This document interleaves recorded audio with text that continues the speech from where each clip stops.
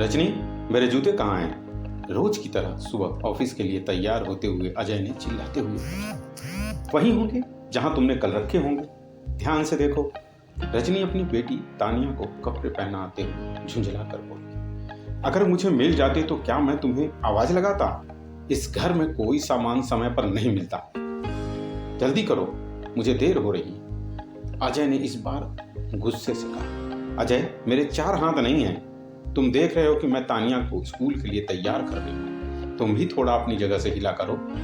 तुम तो सुबह से बैठकर अखबार पढ़े जा रहे हो। अखबार न हुआ मेरी जान का दुश्मन हो गया। अब तक रजनी भी गुस्से में आ चुकी थी। क्या मतलब है तुम्हारा कि मैं सुबह से बैठा हुआ हूँ?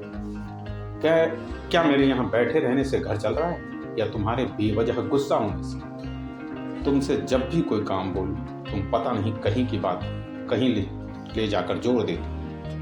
अजय ने सोफे से उठते हुए रजनी से कहा और जूते ढूंढने लगा। तो क्या तुम समझते हो कि मैं दिन भर घर में आराम से पड़ी रहती हूँ? कि खाना बनाना, कपड़े धोना, सुखाना, इस्त्री करना, बच्चों को देखना और घर चलाना सिर्फ तुम कर रहे हो? एक दिन घर पर रहकर देखो, फिर बताना कि ऑफिस की कुर्सी पर बैठे रहने में और घर में घिरनी की तरह घूमते रहने में कितना फर्क है। मैं तो तुम्हारे काम कर देती, पर मेरे काम कौन करेगा? मेरे सामान कौन खोलेगा? मेरी सहायता कौन करेगा? कभी सोचा है तुमने? रजनी ने अब पलटवार किया। नहीं, मैं तो कुछ नहीं सोचता। मैं ही इस घर में बेकार बैठा हूं। सब तुम्हारी दया से चल रहा है। यह कहता है अजय गाड़ी में बैठा और ऑफिस के लिए चल दिया। गुस्से में रजनी को अजय को टिफिन देना याद नहीं रहा और अजय टिफिन लेना भूल गया। रजनी जब दोपहर में सारे काम खत्म करके बैठी, तब उसे याद आया कि टिफिन तो यहीं रह गया। उसने अजय को फोन मिलाया, पर अजय ने गुस्से से उठाया ही नहीं। रजनी को एहसास हुआ कि सुबह बहस कुछ ज्यादा ही हो गई थी। उसने सोचा कि रात को अजय का पसंद का खाना बनाएगी तो अजय गुस्सा भूल जाएगा। रजनी ने अजय का दिया हुआ पहला तोहफा, लाल रंग की साड़ी, बंगाली अंदाज में पहनी। उसने बड़ी सी लाल बिंदी लगाई तो लगा सूरज आज छोटा होगा, रजनी का हमसाया बन गया हो। ओठों पे हल्की सी लाली, आंखों में भड़के काजल और बालों में लंबा सा जूड़ा, जो कि रजनी की चाल पर उसकी कमर से बंधी कोई पल खाती नदी लग रही थी। सब रजनी को कयामत बना रहे थे। अगर इस रूप पर किसी का भी ईमान न हिल जाए तो दुनिया की तमाम खूबसूरती बेकार थी। ऑफिस में लंच में अजय ने कैंटीन से खाना मंगवाया, पर रजनी के हाथों आई बात उसमें कहा। आधा खाया और आधा उसने यूं ही छोड़ दिया। अजय को लगा कि सुबह बहस कुछ ज्यादा ही हो गई थी। उसने अपने हाथों से रजनी के लिए सॉरी लिखा हुआ ग्रीटिंग कार्ड बनाया। पास ही की दुकान से एक बेहद ही हसीन साड़ी और परफ्यूम खरीदी। शाम को लौटते वक्त हालांकि बारिश बहुत तेज थी, भीग कर उसकी पसंद के गुलदस्ते और बालों में लगाने के लिए मोगरे का फूल लिया। रजनी की पसंद की मिठाई भी आज अजय उसी बारिश में भीगता हुआ खरीद लाया। अब जब कार में बैठकर अजय ने अपनी पर्स में लगी रजनी की तस्वीर देखी तो उसे वो बारिश याद आ गई जब उनकी पहली मुलाकात हुई थी। अजय अपनी कार से घर वापस जा रहा था और रजनी भरी बारिश में बस का इंतजार कर रही थी। इतनी बारिश थी कि किसी बस के आने का अंदेशा नहीं था। अजय ने कार रोक कर रजनी से पूछा, क्या मैं आपको कहीं ड्रॉप कर दूं? रजनी एक पल के लिए सोची, फिर उसने कहा हाँ कर दो। रजनी के पास भी कोई और विकल्प नहीं था। अभी थोड़ी दूर भी नहीं गए होंगे कि पानी घुसने की वजह से गाड़ी बंद पड़ गई। आपको गाड़ी चलानी आती है?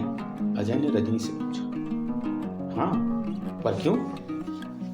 रजनी ने पूछा। देखिए, मुझे गाड़ी को धक्का देना पड़ेगा और आपको गाड़ी को एक्सीलेटर देना होगा।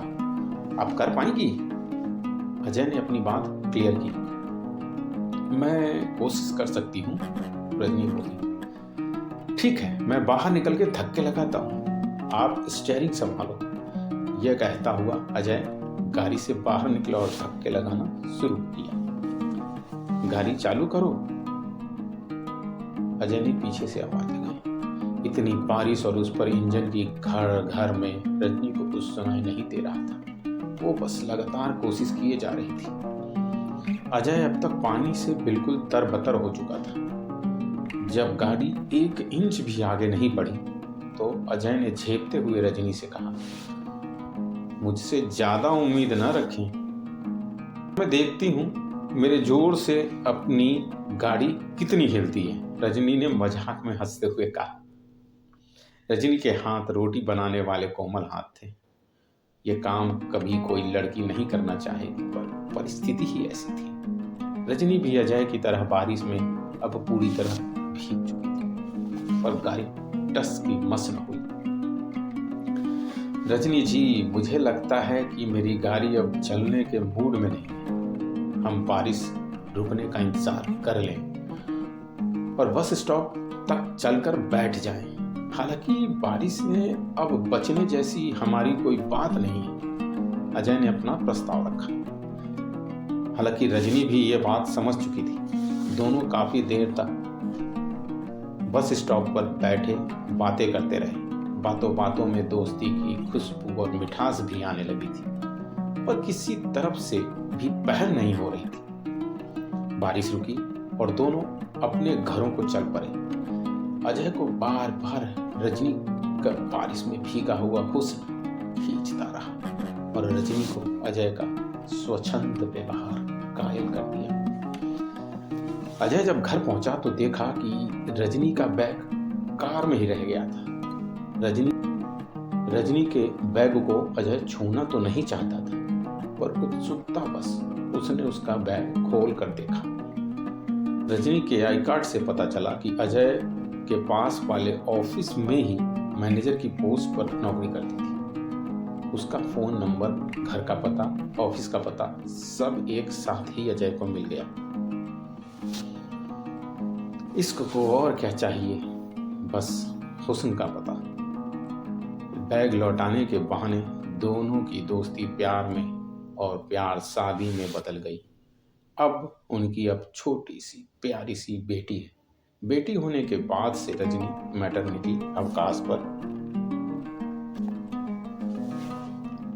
सारे रास्ते पुरानी बातें याद करते करते अजय घर के दरवाजे तक पहुंचा और घंटी बजाई। रजनी किचन में व्यस्त थी, तो उसने दरवाजा पहले से ही खोल रखा था। अजय ने 3-4 बार बेल बजाने के बाद दरवाजे की तरफ देखा और अंदर की तरफ चला। रजनी खाना बनाने में इतनी व्यस्त थी कि उसने देखा ही नहीं कि उनकी बेटी तानिया ने फर्श पर तेल बिखेर रखा था। अजय का चेहरा तक गिफ्ट से ढका हुआ था, तो उसे कुछ नहीं दिखा और वो सारे सामान सहित फर्श पर गिर पड़ा। सारी मिठाई बिखर गई, फूल तीतर बीतर हो गए, साड़ी पूरी तरह खुल गई और परफ्यूम की बोतल फूट गया। रजनी दौड़ी आई धड़ाम की आवाज पर। ज्यों ही अजय के पास पहुंची वो भी गिर पड़ी। उसके हाथ में रखा अजय के लिए बनाया हुआ खीर का पतीला गिर गया और पूरा घर किसी कबाड़ सा महसूस होने लगा। अब तक अजय का सारा प्यार फितूर हो चुका था। मैं दिन भर तुम्हारे पसंद की सामान बारिश में भीग के जुटाता रहा और तुम्हें अपने ही घर का पता नहीं। एक बच्ची तुमसे संभलती नहीं, घर क्या खाक संभालोगी? अजय ने पूरे जोर से चीखते हुए रजनी से कहा। अजय, मैं भी तुम्हारे पसंद के सब इंतजाम किए। मैंने नहीं देखा कि तानिया ने फर्श पर कब तेल बिखेर दिया। तुम गुस्सा मत हो, मैं अभी ठीक कर दूंगी, रजनी ने अजय को समझाते हुए बोला। अब सारा खाना यहाँ कबाड़ में बैठकर तुम ही खाओ, मैं बाजार से जाके कुछ खा लूंगा। तुम्हारे लिए कुछ भी करना बेकार है। अजय रजनी के मुंह पर दरवाजा बंद करते हुए घर से बाहर चला गया और घर में और घर के अंदर रह गई डरी सहमी छोटी सी एक बच्ची और अपने भाग्य को कोसती एक